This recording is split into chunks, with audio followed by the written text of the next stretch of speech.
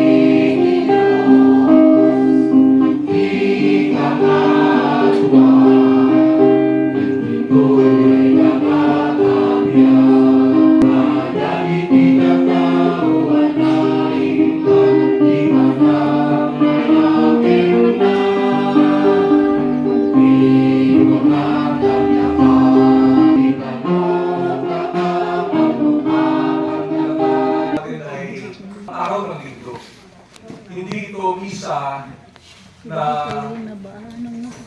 dedicated for the Blessed Virgin Mary.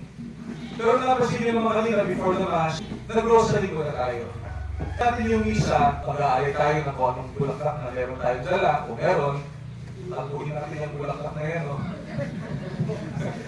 Ito, may yellow pa doon. Ang bulaklak, para yari lang. And dapat mas mataas yun kaysa anumang unahin natin ang pagbibigay na sa ating isa.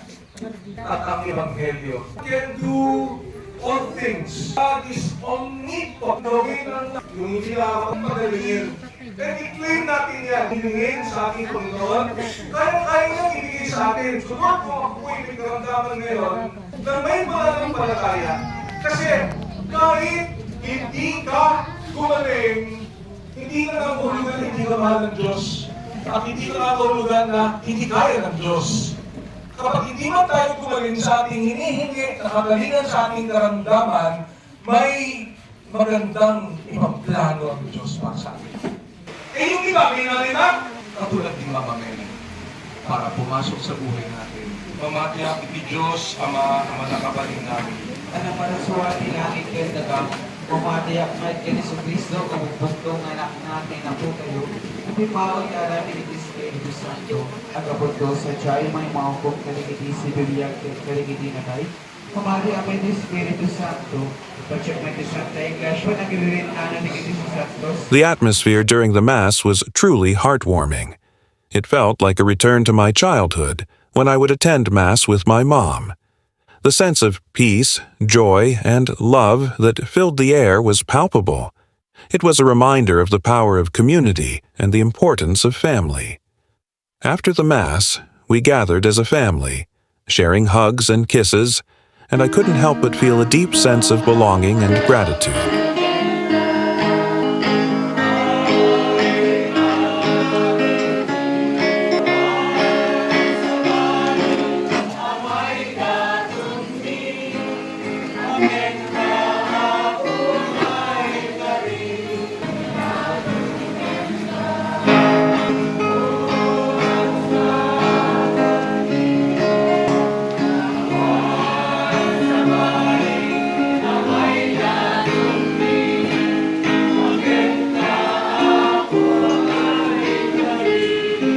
Listening to the homily about mother's sacrifices made me realize how often I take my mom for granted.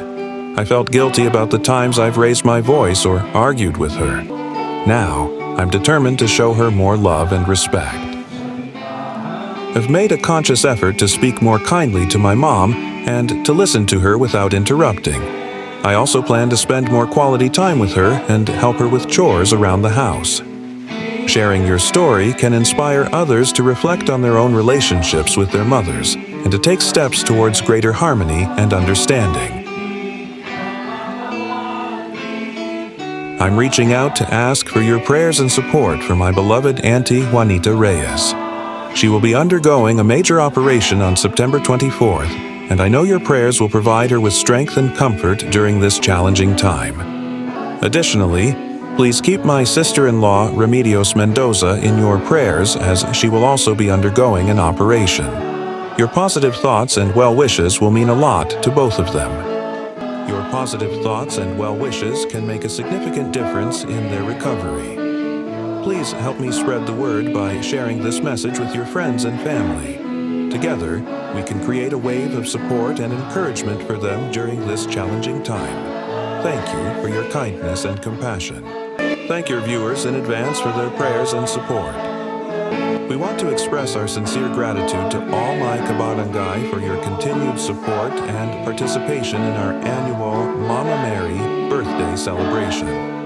It's truly heartwarming to see more and more of you joining us each year. Your presence makes this event even more special and meaningful. Thank you for being a part. And also to our barangay officials for their generous support in making our Mama Mary birthday celebration a success. Their assistance in providing chairs and spreading the word about the event has been invaluable. We are truly grateful for their dedication and commitment to our community.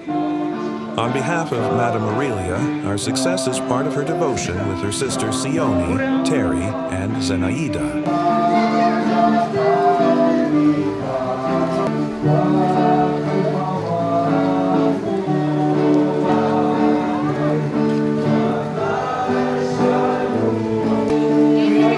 No?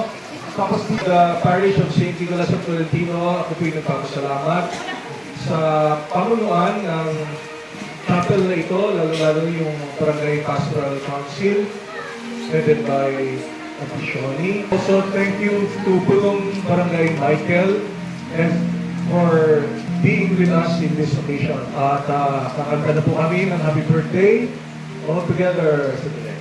Happy birthday to you. Happy birthday to you. Happy birthday, happy birthday, happy birthday to you. Maligayang bati, maligayang bati, maligayang, maligayang, maligayang bati. Birthday to you. Happy birthday to you. Happy birthday, happy birthday, happy birthday to you. Panginoong Fifth Glorious Mystery, yan din po ang regalo para kay Mama Mary from your family. So bring that prayer with you at home. Maraming salamat.